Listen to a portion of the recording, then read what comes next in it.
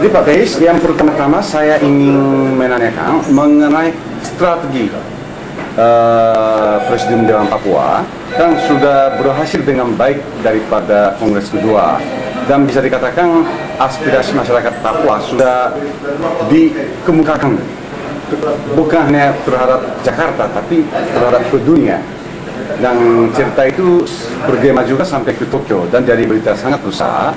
Nah, bagaimana langkah-langkah berikutnya mulai sekarang ini? Kami setelah sudah selesai Kongres, Ya.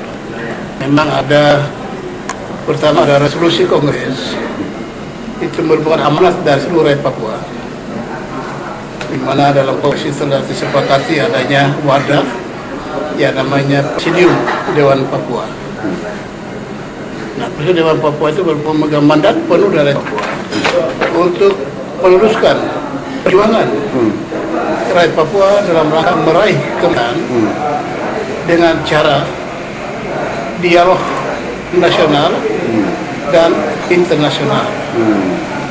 Kami tidak pernah berniat memulai dialog nasional dan internasional dengan cara kekerasan. Tidak perlu. Mengapa perlu?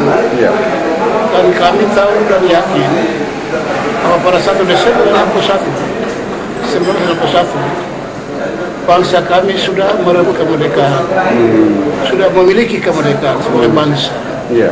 Adanya bendera Papua, lambang kebangsaan Papua, Hai Tanah Papua, dan ada Dewan Papua waktu itu. Sehingga kami tidak berusaha untuk merebut kemerdekaan dengan kekerasan. Makanya kami sudah miliki. Oleh karena itu, pertama 61 setelah ada Sri Komando Rakyat Bapak Soekarno yang menjelaskan bahwa membubarkan negara Merdeka Papua bikinan Belanda. Itu berarti beliau tidak menghargai hak dan martabat bangsa Papua dalam kemerdekaan yang telah diproklamasikan pada saat besar itu. Tapi dari Sri Komando itu kami catat ada pengakuan beliau. Nama negara disebut, Papua juga disebut. Memang baru 1 Desember 1 kami sudah jadi negara namanya. Nah, itulah yang kami sekarang berusaha dalam rangka dialog nasional maupun dialog internasional tidak pernah memakai kekerasan. Kami melandasi perjuangan ini dengan 3 dasar. Yang pertama adalah sopan santun, itu hukum adat. Sopan santun berarti kita menghargai orang lain, tapi orang lain juga ikut menghargai kami. Yang kedua, kami mendasar dengan damai, hati kami damai. Yang ketiga, penuh kasih. Sehingga Indonesia kita tidak anggap sebagai musuh orang Papua. Walaupun mereka sudah memusuhi kami dengan bukti membunuh, menembak dengan cara yang tidak manusiawi sampai 700 sampai 800 ribu orang. 700 sampai 800 ribu orang yang dibunuh, dibantai oleh 700 sampai 800 ribu orang. Itu bukan 70 ribu. 700 sampai 800 ribu. Sejak kapan itu? Ya sejak Sri Kora.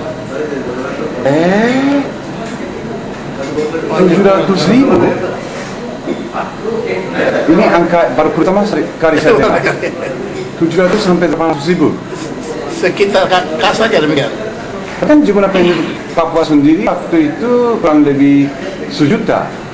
Atau ya, 1.000 berarti 70 sampai 80 ribu. Betul? Oke. Jadi mereka jadi musuh kita.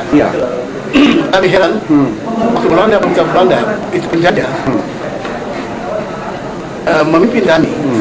Belanda tidak pernah membunuh satu orang Papua. Tapi masih bertanya-tanya.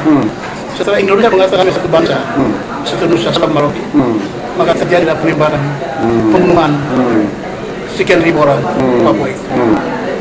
Itu berarti bahwa bukan orang Papua yang ingin memisahkan diri dari bumi. Setelah Indonesia menolak kami dari bumi. Banyak kami menyerang, memang kami bangsa. Kalau kami rencana merusak sejarah bangsa Papua,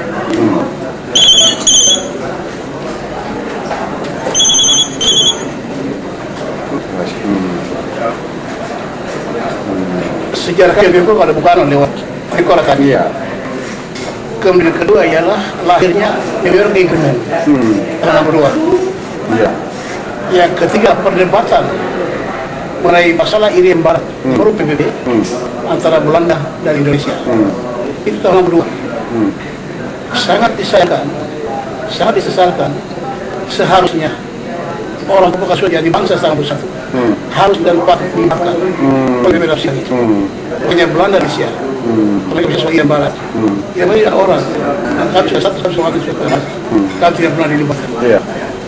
Nah hal inilah yang saya bersatu manusia dalam rangka dialog internasional. Kita adalah musuh, kita Iya. bangsa.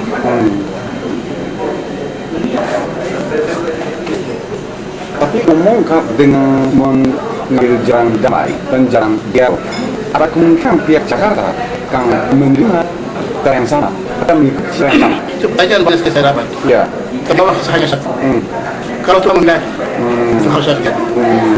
Nah sekarang sebelum Papua sedang dalam berdoa, tidak bertindak, menyatu dalam doa, minta pada Tuhan.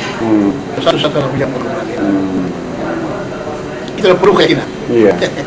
Sementara toh meskipun Presiden Dewan Papua akan memilih jalan tanpa kekerasan, ternyata ada juga kelihatannya mas karena menurut berita yang dari sampai ke Jepang, ada kegiatan-kegiatan yang bersenjata, artinya yang ada yang ingin berjuang dengan menggunakan kekerasan dan biasa disebut OPM itu. Bagaimana dengan OPM dan Presiden Papua sudah menyatu. ya? Mereka mencari bahwa ada cara dan tidak akan berhasil. Karena kita sudah berjuang sekian lama, tahun lalu di hutan-hutan, tidak berhasil yang mencoba. Oleh karena kita menyadari, yang pada sama, bahwa kita berjuang dialog. Dan mereka sepakat. Tapi toh si ada mereka di hutan.